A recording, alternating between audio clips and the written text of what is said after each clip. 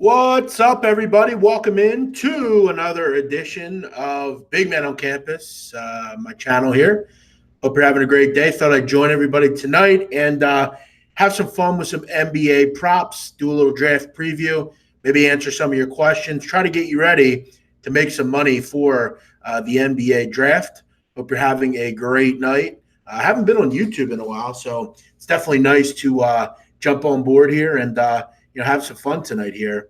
I'm seeing up in the corner here that Hangouts is going away later this year, so it's going to be tougher and tougher to stream. But I welcome you in. Hope you're having a great week. I've been kind of off YouTube. I've kind of started another show, but I always like to come on here. I'll be on here a lot more towards football season. It is kind of the off season, if you will.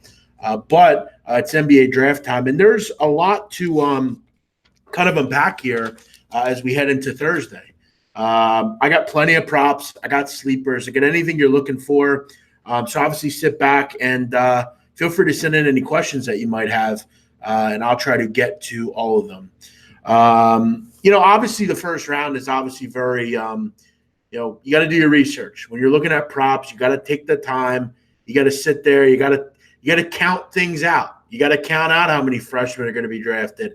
Kind of have a little safety net in that case. So, I'm kind of excited about kind of diving into some of these and, obviously trying to find value. I did really well in the NFL draft. So, anything I can do to help people here in the NBA draft, I'm definitely available to help.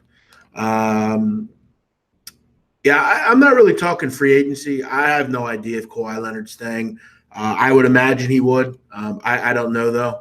I mean, if I know Kawhi, like I feel like we do, is he's probably going to want to go to LA or something like that. But I have no idea. I would think he would stay, like I said, but I have no idea. All right, let's kind of get into some things here.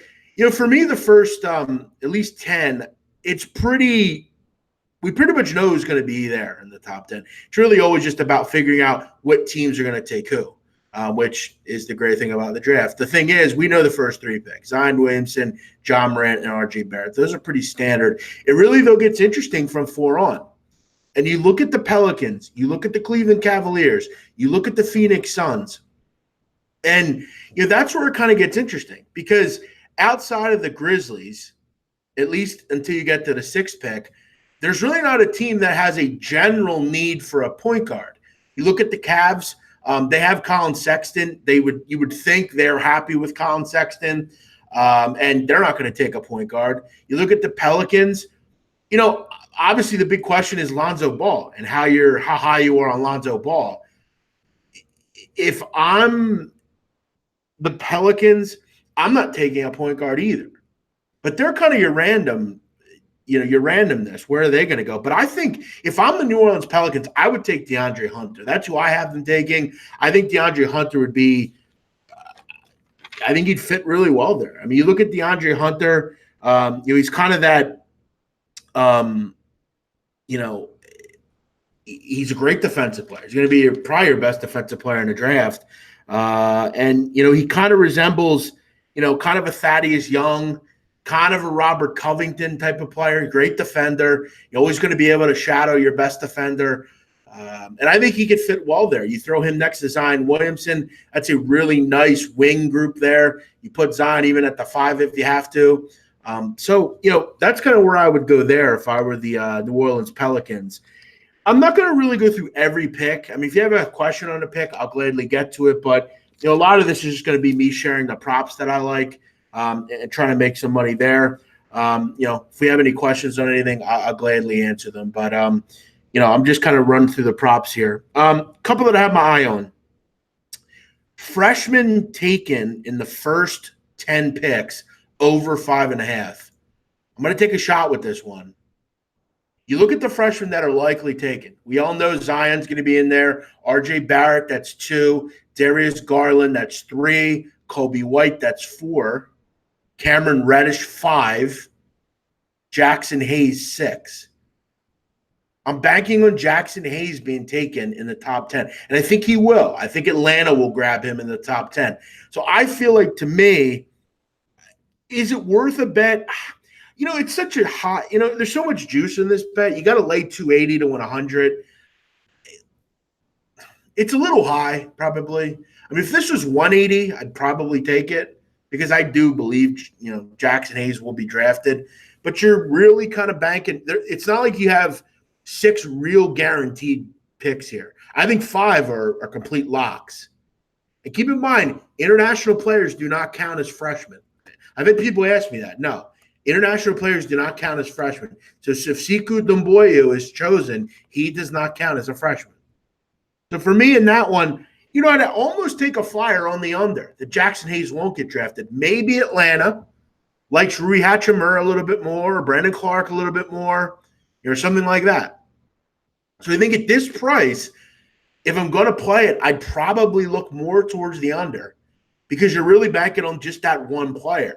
And it, again, wouldn't surprise me if, the Atlanta Hawks go with, a Brandon Clark who is that true rim protector.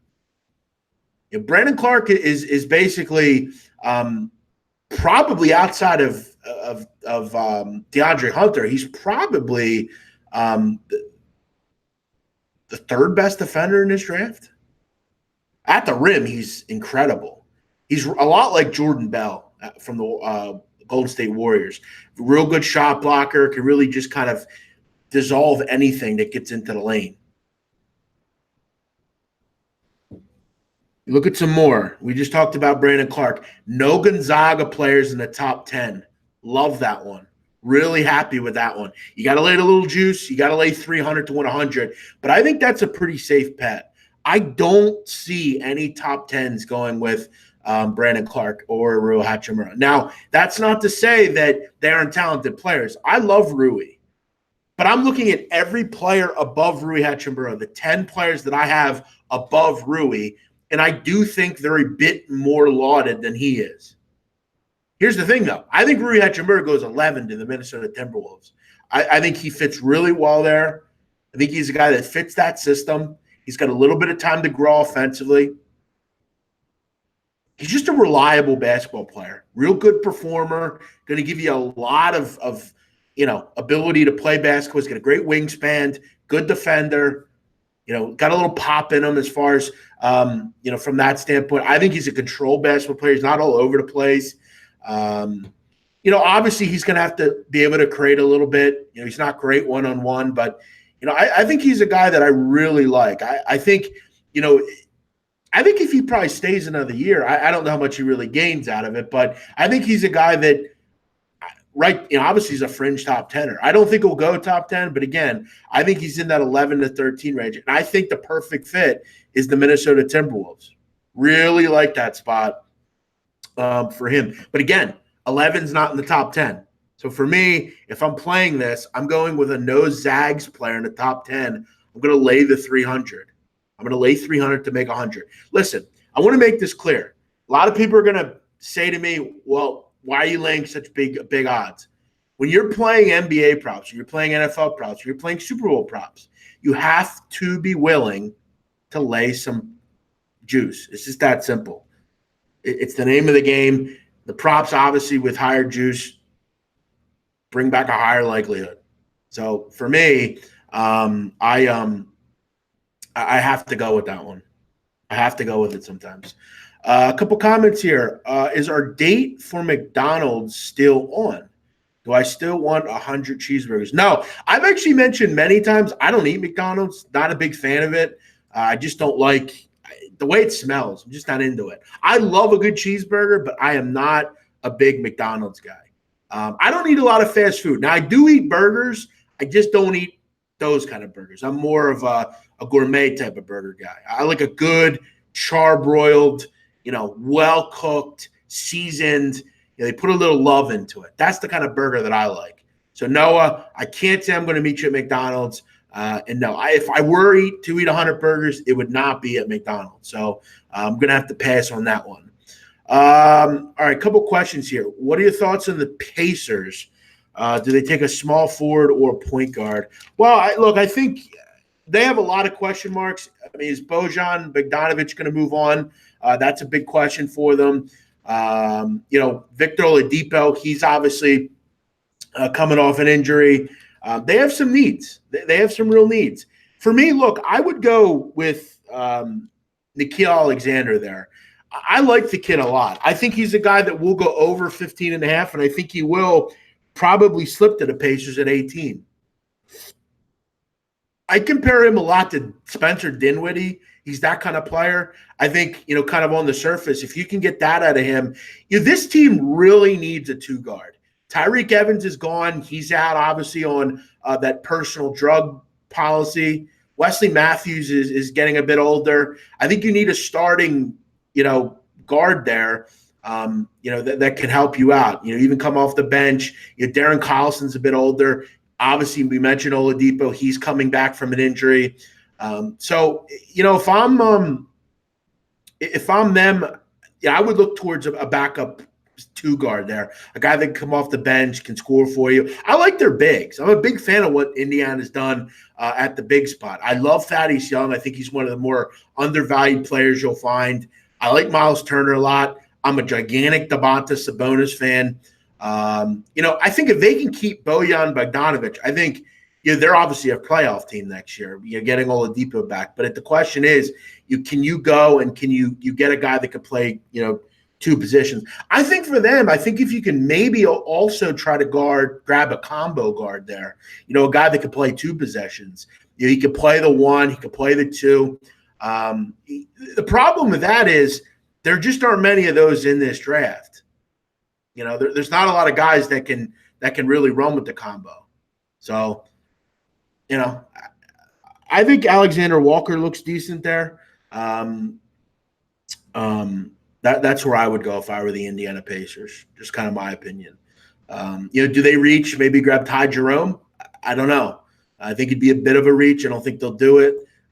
But that's something that I could definitely consider there. All right, some other props here that I'm looking at. And again, I'm sure people will take a look at this later. Whatever. I'm glad you're listening. Whoever's out there watching the show. Couple other props. I'm going to rock with Darius Garland over 5.5, and I will have all these props on Twitter. I'm going to rock with this one. I'm getting plus 350 back here. We're really working with, the one position, the one team, because Cleveland's not going to take Darius Garland. It's not going to happen. So we're really banking that New Orleans doesn't take Darius Garland. I don't think they do. I really don't. I think they go Hunter. I really do. I think they go Hunter or Culver. I really believe that.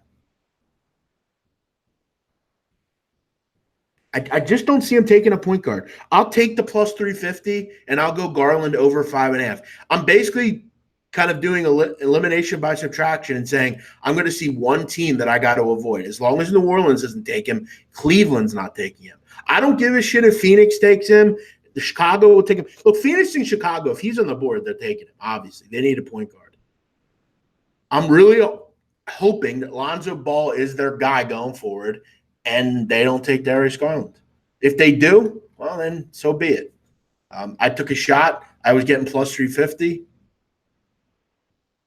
Problem is, does someone trade? Do they make a trade and someone takes him?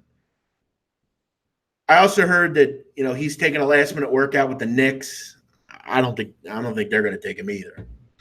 So I'll take a shot. Plus 350. Darius Garland over 5.5. Darius Garland going out to the top 5 would be sick. I don't think it'd be that sick. There's one team that could take him in the top 5. So I don't think it's that crazy, but he's really shot up the charts. Darius Garland's a good basketball player, hell of a basketball player. I've seen a lot of comps to James Harden.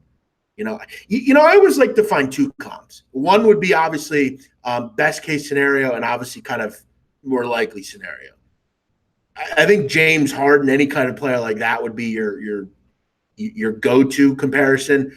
I've seen a really good comparison of Mo Williams. Used to play for the Cavaliers. I think that's a bit more comparative to him. But yeah, I think it's kind of a good middle. He's got good bloodlines. His father was a point guard. But he's coming off an injury. Didn't play a ton in college, or didn't play at all in college. But he was very wanted coming out of Brentwood Academy in Nashville. So I think it's good to take a shot on some of these. And at plus 350, yeah, that's a good one, right, Cody? I'm liking it a lot. Do I think the Suns keep the 6th pick? Yeah, definitely. I think they know that there's a really good group of players early in this draft. They know they can get their point guard. Whether it's Kobe White, whether it's Garland. I think they'll definitely take it. I think Kobe White's a really solid pick for that group right there. I would go Kobe White if I were the Suns. I think he just he's one of those kind of combo guards. He can play the point and he can play the 2. They'll need him to play the 2, or I'm sorry, the 1. I think in their heads, if they could get Darius Garland, that would be their guy. But it's unlikely he falls to 6. Chicago would really want Darius Garland, but I don't think he's going to drop to 6. You look at my mock, though. I have Darius Garland going 6 or 7. I think if he's there at 6, the Suns will take him. I think they could take Kobe White as well. We'll see. But they both need point guards badly. This is my favorite prop, guys. I did a lot of research on this prop. I'd highly recommend getting involved with it. Over 7.5 international players drafted in the first round. You're going to say to yourself, that seems like a lot. But we all know I'm a big geography guy, and I know for a fact that there's going to be more than 7.5 players in the first round. Let's break them down here. R.J. Barrett, Canada, there's 1. Sekou Doumbouya, Guinea, there's 2. Rui Hachimura, Japan, there's 3. Goga Bitadze, Georgia, there's 4. Bol, Sudan, there's 5. Bruno Fernando, Angola, there's 6. Brandon Clark, British Columbia, there's 7. Mfiondu Kabengele, he's from Ontario. There you go, 8. There's 8 for you. And for a little bit of padding, Luka Samanic, who's Croatian. Let's do it one more time. R.J. Barrett, Sekou, Rui Hachimura, Goga, Bol, Brandon Clark, Mfiondu. That's 7. So we need 1. Oh, we missed one. Bruno Fernando. There's 8. I missed Bruno. He's from Angola. So there you go. And Bol. Love it.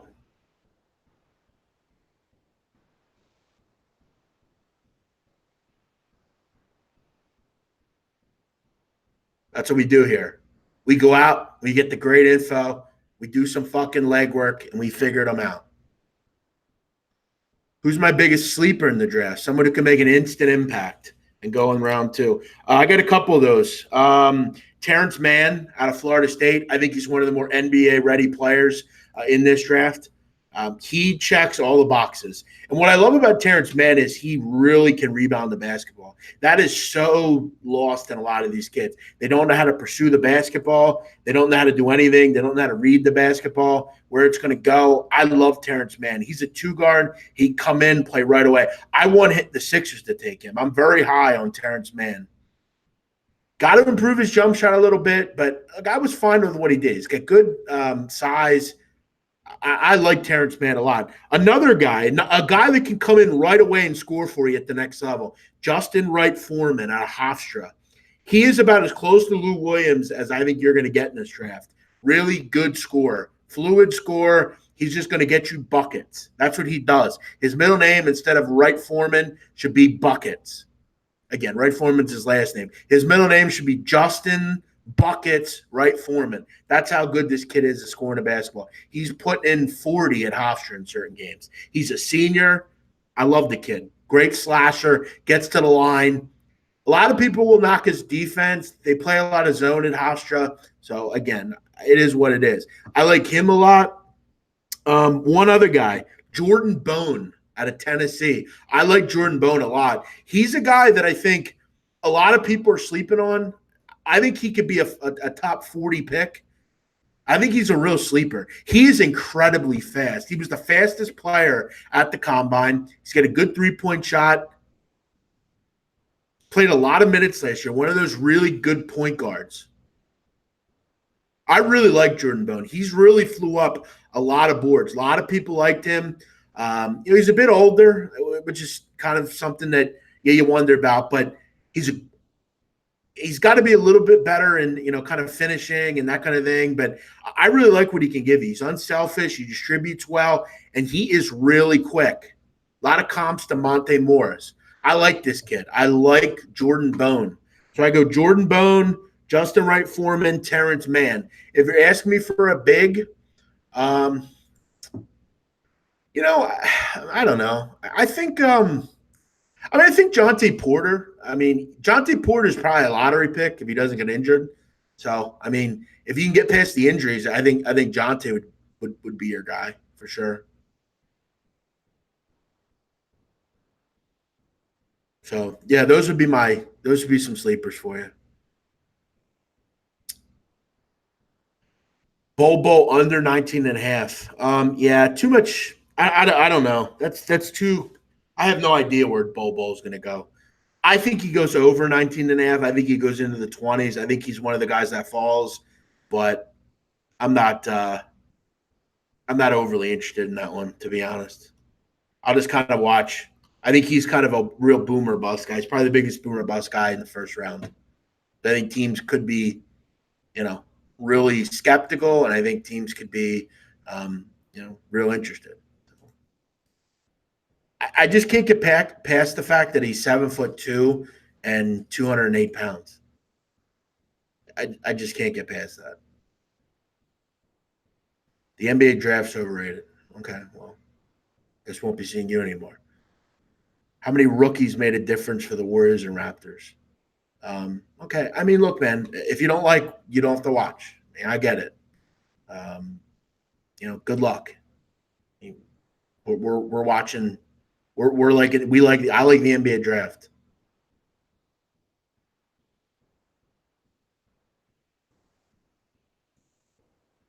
Um, One other one, Taco Fall to be drafted. Yes, I think Taco Fall will be drafted. I think the fact you're getting plus money on that, I think is pretty funny. I think a team definitely takes a shot. He's too big to not.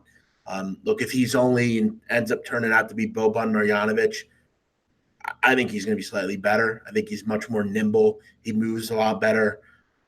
I think he's sure to be drafted. I'm kind of surprised that he's you're getting plus money with that. I don't understand that.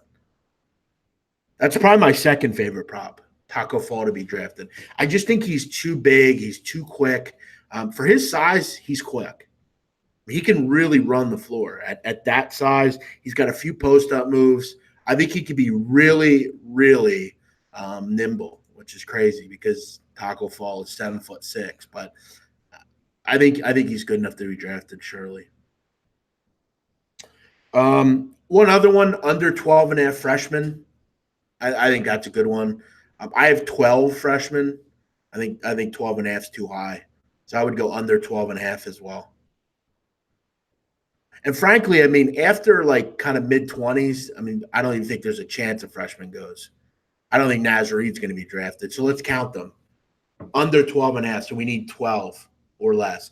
Zion, Barrett, Garland, Kobe White, Cameron Reddish, Jackson Hayes, Nasir Little, Keldon Johnson, Romeo Langford, Tyler Hero, Bol, Kevin Porter. That's 12.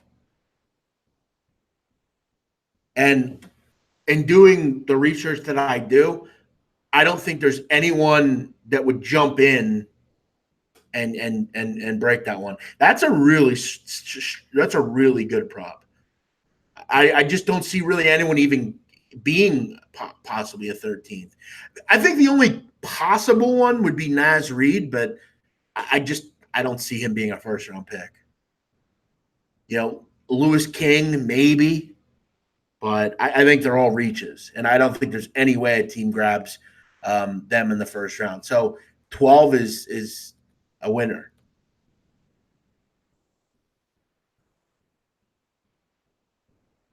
So there you have it.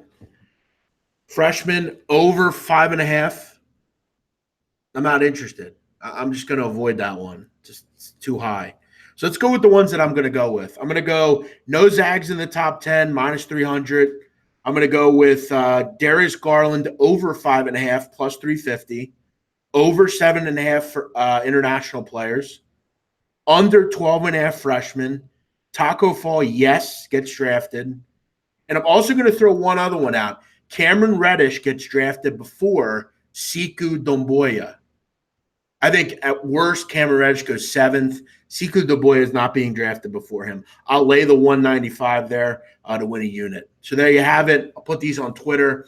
I'm always, whenever I do these spontaneous shows, I'm always not sure what the reception is going to be. I love the NBA draft. A lot of people don't care much about it. I do. I think there's a ton of money to be made. I'm sure people will probably listen to this on the back end. But as always, you can follow me on Twitter at Jeff, JFFNADU.